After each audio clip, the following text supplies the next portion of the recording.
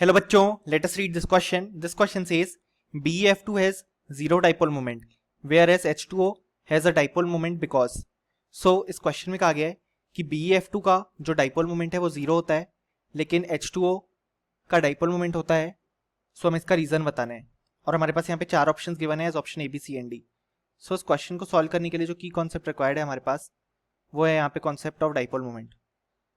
सो अगर हम देखें तो BeF2 का स्ट्रक्चर कुछ इस तरीके से होता है. बेरिलियम के पास दो वैलेंस इलेक्ट्रॉन है तो दो बॉन्ड बने. यहाँ पे हाइब्रिडाइजेशन है उसका sp क्योंकि दो बॉन्ड पेयर है, कोई लोन पेयर नहीं, तो स्टेरिक नंबर 2 हाइब्रिडाइजेशन sp और शेप आया है हमारे पास लीनियर. सो अगर हम यहाँ पे डाइपोल मोमेंट वेक्टर देखें तो वो होगा इस तरफ क्योंकि बेरिलियम लेस इलेक्ट्रोनेगेटिव है और फ्लोरीन मोर, और इस डायरेक्शन में होगा इस तरफ. सो ये दोनों डाइपोल मोमेंट वेक्टर एक दूसरे को यहाँ पे कैंसिल आउट कर देंगे. सो जो म्यू नेट आता है वो आता है zero in the case of BeF2. जबकि अगर हम H2O का स्ट्रक्चर देखें तो वो कुछ इस तरीके से होता है, बेंड शेप. यहाँ पे ऑक्सीजन का हाइब्रिडाइजेशन होता है sp3 क्योंकि यहाँ पे दो बॉन्ड पेयर और दो लोन पेयर है.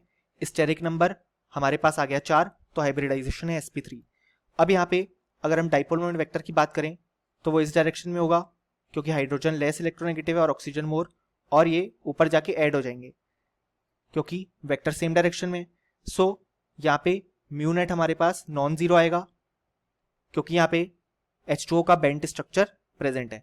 सो यहाँ पे ऑप्शन बी हो जाएगा करेक्ट और option A C and D incorrect हो जाएंगे. सो इस क्वेश्चन को सॉल्व करने के लिए जो करेक्ट आंसर आ गया हमारे पास यहाँ पे वो आया है option B. Hope you understood it well. Best of luck.